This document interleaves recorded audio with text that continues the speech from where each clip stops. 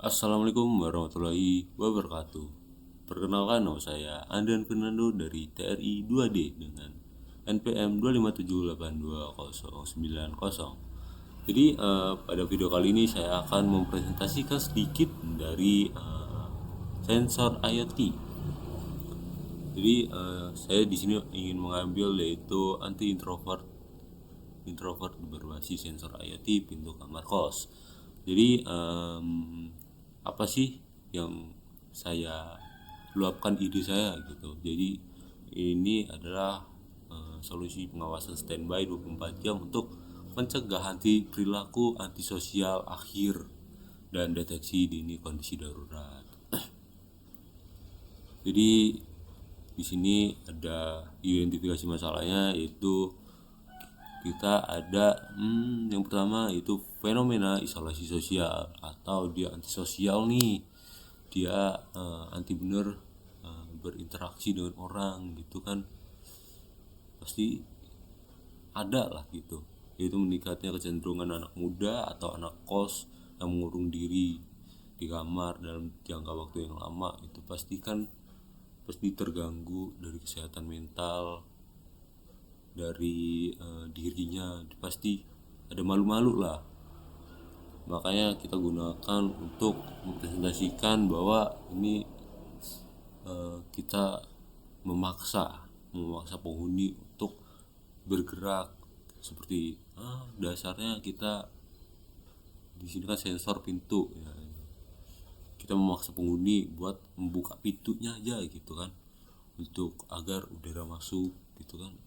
Itu udah mending lah daripada yang tidak dibuka sama sekali gitu. Nah, lalu yang kedua itu kesehatan mental. Itu pasti, karena kita sebagai makhluk sosial, sebagai manusia, pasti kita butuh aktivitas sosial atau mengobrol dengan ya sesama anak kos lah gitu kan. Jadi risikonya itu yang pertama, terlalu lama mengurung tanpa interaksi pasti meningkatkan risiko stres, pasti itu, karena terlalu lama di dalam kos gitu kan, gak ada sirkulasi udara yang lancar gitu. Maka dari situ kita memaksa untuk penghuni kos membuka pintu, walaupun gak lama pasti ada lah udara masuk agar kita bisa rileks gitu kan. Lalu yang ketiga itu keterlambatan deteksi darurat jika penghuni kamar kos mengalami kondisi darurat atau sakit. Nah, jika kondisi darurat ini, jika anak kosnya dia lagi sakit nih dalam kos, kita sebagai kawan kos harusnya kita ya saling menjaga aja lah, kita saling peduli.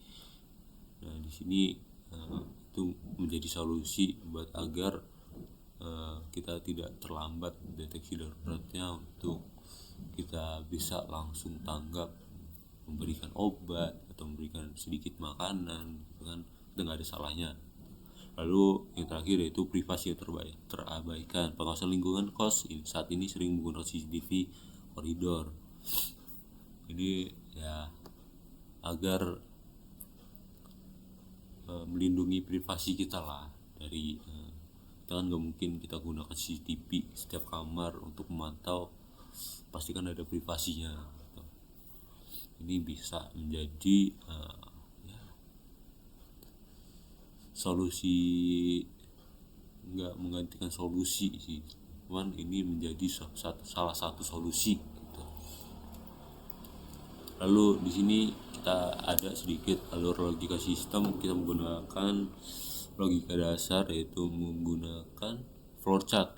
Nah, di sini saya membangun logika sederhana menggunakan flowchart, yaitu di sini kan kita sebagai contoh aja, ini ketika sensor itu aktif, dia akan menghitung nih, mengakumulasi berapa lama pintu itu tertutup gitu kan. Jika pintu itu di sini 12 ya, nah, di sini kita 12 jam, tadi 24 sih, 12 jam juga kita sebagai penghuni kos gitu, sebagai anak kos, sebagai perantau, kita kan nggak mungkin ya lebih kita mengurung diri di kamar selama 12 jam gitu kan.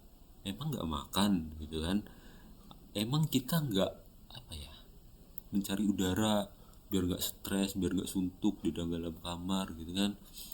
Jika pintu ini kita, atau sensor ya, kita itu lebih dari 12 jam atau membaca sekitar pintu ini tertutup selama 12 jam lebih gitu, nah dia akan menghasilkan true, itu benar. Jika dia benar lebih dari 12 jam tertutup, maka sensor itu akan berbunyi dan kita membuat sistem alarm gitu kan.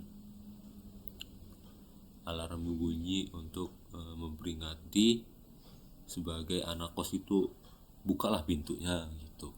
Atau kita memaksa lah, itu sama aja kita memaksa agar si penghuni itu tidak mengurung diri untuk demi kesehatan mentalnya, contohnya gitu. Itu kita menggunakan pengulangan dari true agar dia bisa 24 jam nonstop, dan kita menggunakan input durasi waktunya dan parameter jika lebih 24 jam ya sama aja ya. Ini seharian full selama 12 jam aja kita udah suntuk gitu kan, kita buat 24 jam untuk benar-benar kondisi daruratnya gitu. Ini kan sebagai contoh ya, kita gunakan selama 12 jam itu. Kita sebagai makhluk sosial lah, kita nggak mungkin mengurung diri selama 12 jam kan. Ini untuk kondisi lanjutnya itu kita menggunakan 24 jam lebih, pintu tidak dibuka seharian kan, ya pasti ada lah kenapa itu. Maka kondisi bernilai true aktuator berbunyi, dan jika parameternya tidak lebih kurang dari 24 jam maka kondisi bernilai false atau sistem menampilkan kondisi normal, karena dia selama 12 jam atau 24 jam dia bergerak dan pintu itu terbuka, itu pasti ada pergerakan dari penghuninya gitu. Lalu selanjutnya yaitu ada komponen sistemnya, yaitu ada sensor dan parameter. Yaitu di sini kita menggunakan sensor yang digunakan sensor magnetik pintu, yaitu ada tipe MC38 itu nih.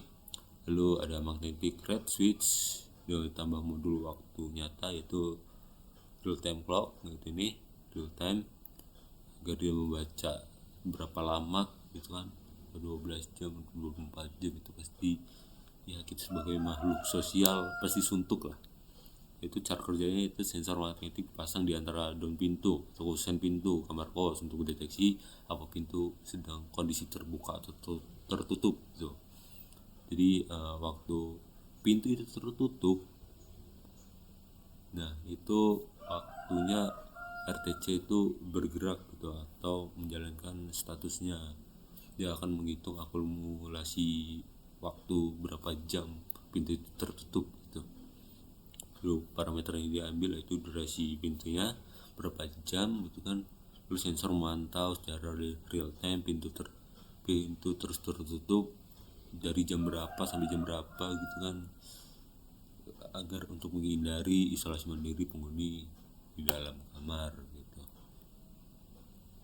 Lalu ada sistem aktuatornya, yaitu jadi ketika sensor itu membaca lebih dari 12 jam nih atau 24 jam, dia mengeluarkan bunyi alarm atau sapaan suara ramah lingkungan di kamar untuk mengingat penghuni agar keluarlah, agar dia berinteraksi gitu. Lalu aktuator digital kita gunakan kirim pesan, itu kita mulai menggunakan Telegram buat via wifi, itu mengirim pesan teks otomatis ke HP pemilik atau teman terdekat agar memberitahu atau mengecek kondisi teman kos kita gitu. Agar kita bisa mengetahui nih kenapa nih dia selama itu tidak membuka pintu gitu kan, untuk menghindari hal-hal yang janggal.